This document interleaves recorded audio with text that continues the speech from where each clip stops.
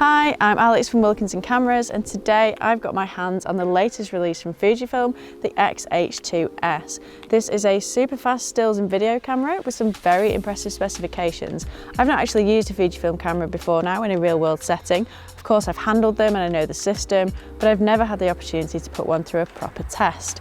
Earlier this week, Olivia and I went to the Ironman triathlon in Bolton to test the camera for both stills and video capabilities, and I must say I'm very impressed.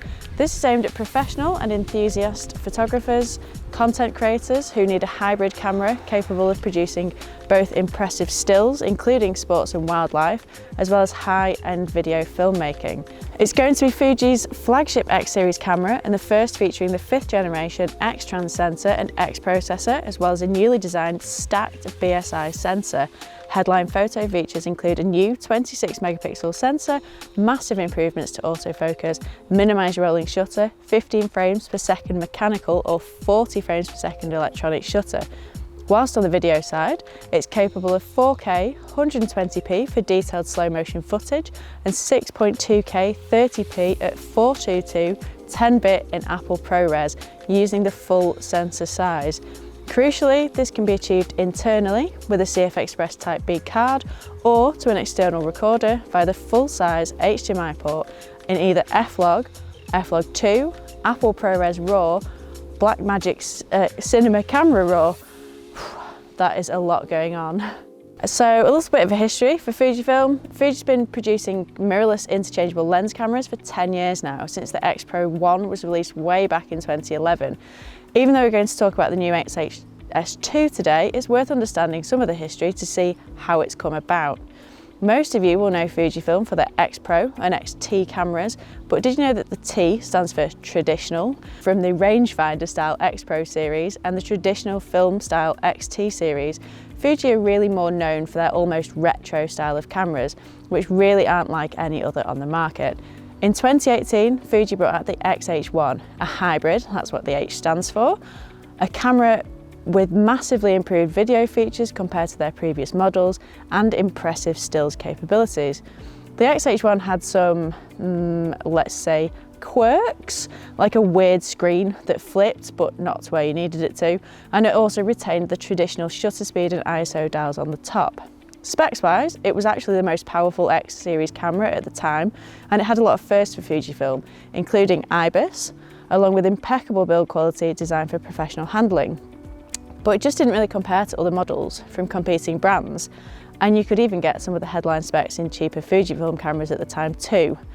It wasn't a resounding success for Fuji. Sorry, Fujifilm. History lesson over and onto the good stuff. The S stands for speed, and wow, this is a fast camera. Possibly even too fast for my liking. I had over 7,000 shots to go through from Ironman alone. Fujifilm tell us that this is aimed at Sony A9, EOS 1DX, EOS R3, Nikon D6 users. It's pretty bold claims, but we're talking fast, accurate and quick AF. Sports and wildlife, professional photographers who demand a rugged camera with really high-end features. So onto the ergonomics. The first thing you're going to notice is that Fujifilm have ditched the traditional dials from the top of the camera. We've got a mode dial that most users are going to be familiar with from other brands. The mode dial is quick and easy to use and locks with a simple press down of the button in the middle. What I would like to see here is a continuous shooting sub-dial, but you do get these options in the drive mode button just below. This brings up the necessary menu for various high-speed shooting modes, as well as options for panorama, HDR, ISO, white balance and AE bracketing. The display on top is large and clear. It's got a backlight, which you can just turn on with a button on the side of the EVF, so you can see it in low light or at night. I really like this, and all of the buttons are exactly where you need them. The joystick focus point selection is nice and tactile. It's a bit far away from my little thumbs, unfortunately. I could do with it being in a slightly different location, but I'm probably in the minority here. I'd imagine it's probably going to be ideal for most people using this camera. The main menu is easy enough to use, but there were a number of things I found a bit unintuitive as a non-Fujifilm user. For one, I was trying to set the ISO to auto when I was changing the ISO and see it change on the top menu, but I didn't seem to understand how to change the auto settings within there. I later realised it's because when you change the ISO menu, it actually comes up on the screen, but I was looking on the top display. There's actually 3 auto ISO options, which made a lot more sense when I could see them on the LCD screen. You can set your lower and upper limits on each one accordingly, which is really good to ensure that you're limiting noise potential to within your own tolerances. The grip on the camera sits comfortably in my hands. I must admit, when I was shooting all day with this 150 to 600mm, the grip on the back did actually start to dig into my thumb a little bit. I do have small hands and I suspect that this is the problem for me. The front grip is bigger than the previous model. I really liked it. It's a good size, it's well designed, it's really easy to balance when photographing or filming handheld. Speaking of filming, we have a full HDMI out, which is great for videographers. We also have headphone and mic jacks alongside the charger point. They've coupled it with USB-C for data and charging of the camera or for tethered shooting. And they've also included a dual card slot featuring CF Express Type B and UHS-2 SD cards for better buffering. If you want a camera for vlogging purposes, or for video in particular, like I mentioned earlier, the fully articulating vari-angle screen is great for those low angled shots, or flip it around to use it in vlog mode. This is the first camera that will feature in the new 5th generation X trans sensor and X processor. The 26 megapixel sensor and new processor makes the camera faster and more reliable AF. Oh, it was so reliable as well, really good. There's a better position focus lever and dedicated AF button next to it, which is ideal for sports and wildlife photographers, as you can change the focus point with them. I've tried this feature out and I must say I'm very impressed. Once you've locked the focus on the subject with your joystick, the AF tracks exceptionally, especially when photographing fast-moving subjects like cyclists or runners. Again, with my little hands, I would have preferred it in a slightly different location, but most people are going to find that this is just perfect for them. If we move on to the EVF, just one thing to note, if you're purely a mirrorless user like me, you'll know that one of the best features of mirrorless is the WYSIWYG, or what you see is what you get element of using an EVF. You change a setting, it shows you how exposure is affected in real time before you take the shot. When I was testing this initially, it didn't do this, and I ended up with a load of underexposed shots. Lots of frustrating tests later revealed if you've got a non-optimal setting, it won't show you a completely under or overexposed image. It'll flash the offending setting in red, so your aperture, to show you that it's not suitable. But in the EVF and on the LCD screen, it shows you a perfectly exposed image. Why? Well, I think it's so that you can still see the subject to focus and compose your image. But this is pointless, because what's the point if it's going to come out pitch black? It's the first time I've ever come across this in a mirrorless camera. In manual mode, you can change a setting and it will show you the real-time changes, but not in shutter or aperture priority. Really weird. Have any of you found that with Fujifilm? Have I missed something? Am I being stupid? I don't know the system, I have said this. Please let me know in the comments, even if I do end up looking silly, I would like to know what I've missed. But anyway, aside from that, the EVF is a 5.7 million dot screen with a fast refresh rate, so it's very detailed and it felt very natural to use. The battery is an MPW235. It's the same battery that you'll find in the X-T4, but Fujifilm have claimed that they've improved on the battery life by essentially employing different ways of using that power. Great news if you're upgrading and already have spare batteries. I found the battery life to be excellent. I'd want to be taking a spare with me for the type of photography I'd use this for, as I would be out all day, but it lasted as I expected it to. There's a new heat dissipating structure, which allows you to record up to 240 minutes continuously. Whilst I was using the camera, it didn't heat up at all, not really surprising in the northwest of England. And we were filming and shooting in different formats and file sizes almost continuously for long periods of time. The record limit depends on the battery life and the memory card storage, but there's no limit on video beyond the capacity of your card or external recorder. There's also going to be an additional fan accessory available. This is for use in very hot climates where you might be filming or photographing for extended periods, and it's to avoid overheating. We've been assured that we're very unlikely to ever need this in the UK, particularly up here in the north. But if you are travelling to extreme climates, it's great to know that that's an option for you.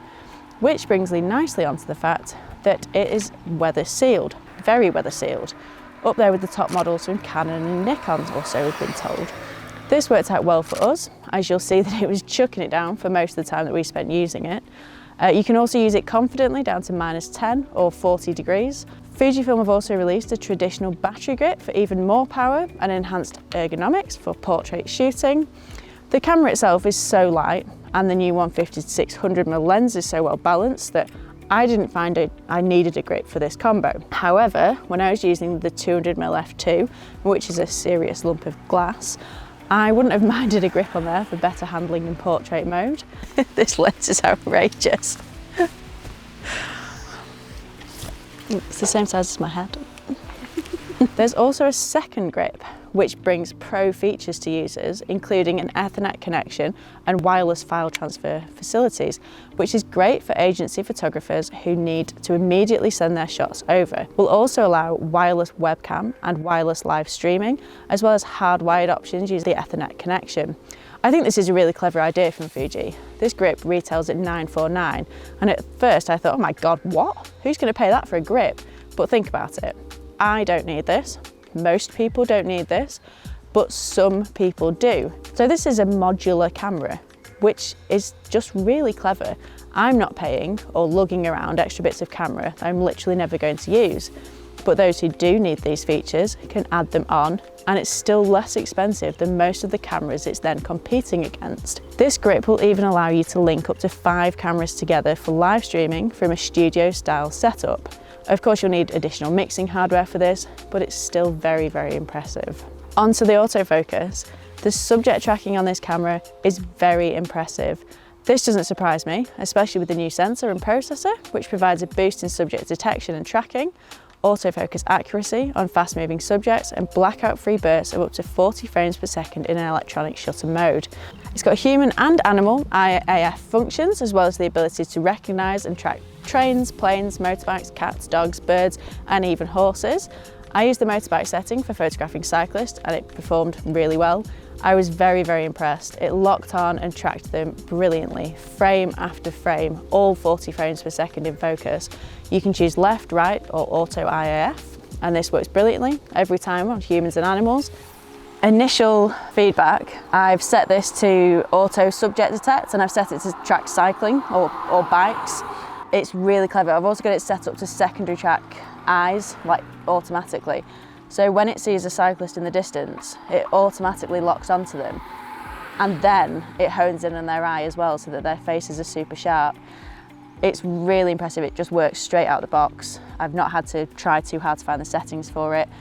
And I'm also using the 150-600mm lens, which is the new lens from Fuji. It is so light. I have been using a Sony 200-600 recently on a Sony camera, and that lens is a heavy lens. This thing it's so light, it's so well balanced. I can hold it with one hand straight. The OIS in it, the optical image stabilization, is very, very good, especially when paired with the X-H2S. It should be quite hard to be tracking a subject on 600mm with the crop factor, but it's really, really easy. Like, first impressions are good. The X-H2S did everything that I wanted it to and worked almost every time. I say almost because when I switched to taking photos of the runners, I seemed to get a bit confused and went through a phase of focusing purely on their crotch. I suspect this was because I had my focus point set to the centre of the frame. And I think the default is to look for an eye near the focus point. Now, of course, there weren't any, so it just focused on the middle of the frame. I think it's probably quite a nice feature if you know that it's there, so you don't end up focusing on the wrong person. When I was photographing the cats, it worked every time, and even when they turned their heads, it would keep a track on them and immediately relock the AF when they turned back around. The 40 frames per second electronic shutter mode was very, very impressive. The tracking was spot on. Would I use this all the time? No, I don't want to spend hours sifting through the same photo, but for certain subjects where you want to ensure you don't miss it or get the perfect moment, it's incredible. The X-H2S is a capable camera when it comes to low light. We tested this in an indoor dog agility and an indoor equestrian centre. The light here was truly awful. We also tried it on an overcast rainy morning and under tree cover. For stills, standard ISO is set at 160 to 12,800, but you can expand this to 80 and 51,200, and you can quickly and easily set up custom upper and lower limits. This is going to be important, as I did find the image quality started to degrade quite quickly the higher the ISO.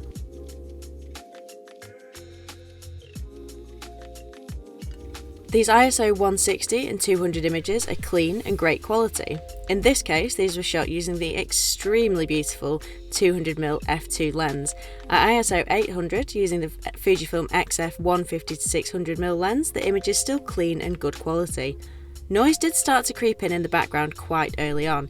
Details started to be lost when looking at 100% at ISO 3200. At 6400, things do start to get quite noisy. Again, this is quick to improve when editing in Lightroom. Long story short, I didn't actually have the RAW files to hand, but you'd see even bigger improvements when working with the RAW files. You can see in these two images how noise starts to become prominent, but also how it can be quickly improved when editing. It's easy to get caught up in pixel peeping, particularly when testing out a new camera. These images are perfectly fine for most digital uses, but I even tested out a few images printed to A2, and these came out really nicely. Where you will struggle is if you need to crop into the image, as of course you're going to be losing some of the overall resolution. However, it's a crop sensor camera, and there's some relatively affordable long lenses available. Did I mention the new XF 150 to 600mm yet? So you can minimise the need to crop in post. For video, you have different ISO settings depending on the settings used. F-Log1 and F-Log2 have different native ISOs, for example, with F-Log1 sitting around 1600 and F-Log2 being around ISO 3200.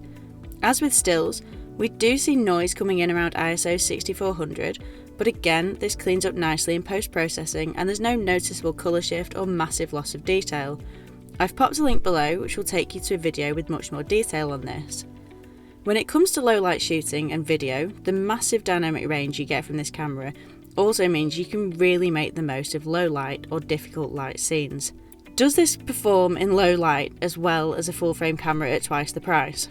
In all honesty, no, but I wouldn't really expect it to either. It performs well enough, especially when you consider all the other benefits that you're getting. It really is a superb all-rounder of a camera. I'd really recommend pairing it with this 150 to 600mm lens as well. It's just the perfect partner. IBIS, I'm so impressed with the in-body image stabilisation when paired with this lens, which has 5 stops of IS built in. It's a very big lens, but the IBIS was so smooth and not distracting at all. Even when using the 150 to 600 with a teleconverter, the movement was minimal and tracking was still possible. Very, very good. When Olivia first got her hands on this combo, her reaction was priceless. For a videographer, the OIS on the lens coupled with the IBIS in the camera is a perfect match for smooth and shake-free handheld footage. All the video footage is filmed on this combo without a gimbal and completely freehand, or I should say all the video footage from Iron Man. Hopefully you're as impressed as we were. Whilst we're on the video side, it's capable of 4K 120p for detailed slow motion, 6.2K 30p at 422 10-bit and Apple ProRes using the full sensor size. Olivia didn't manage to test the video side of things out on her previous video, but that's not the case this time. We have lots of examples for you, including some lovely slow-mo footage. Lots of cameras still only allow 120p in full HD, but not this one. 120p in beautiful 4K. Just look at it. Great for sports and wildlife videographers, but also beautiful cinematic footage is possible with this as well. There's F-Log and new F-Log2, which provides even more dynamic range and films in a flatter profile, so you have even more flexibility during post, as you can see here. If you don't have much experience in colour grading, the standard colour profile is very appealing on the eye. Fuji are known for their colour science, so I wasn't expecting anything less. The footage filmed at the triathlon was all shot on the standard colour profile, and we found no issues with the colours.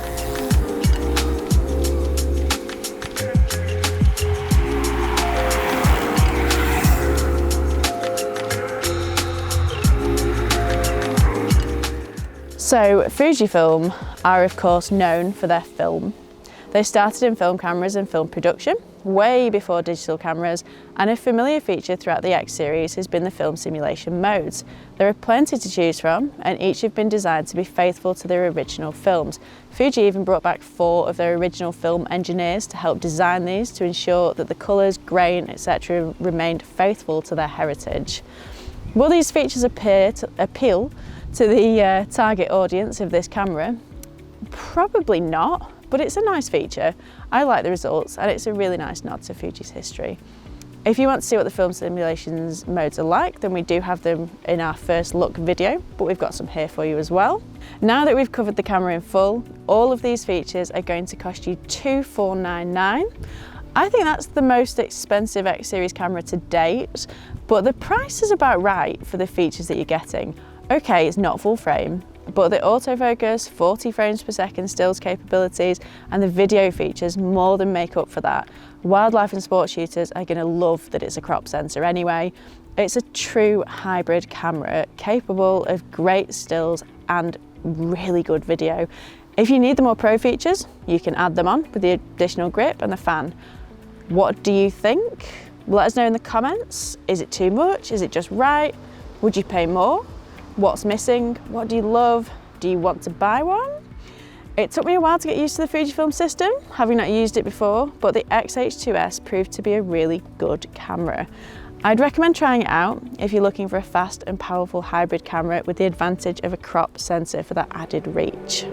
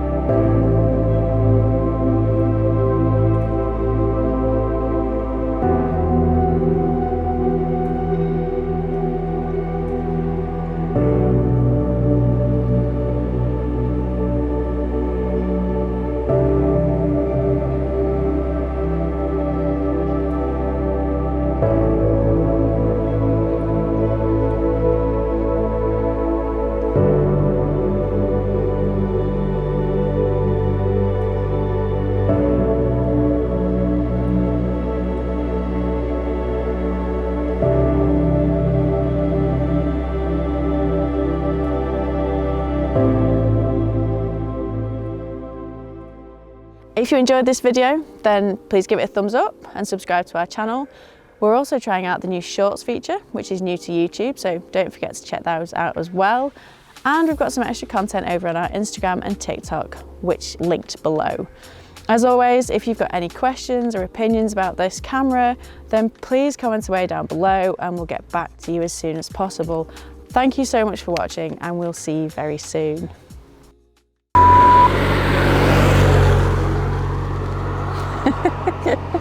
Every time the police go past, I sing the song, whoop whoop, it's the sound of the police.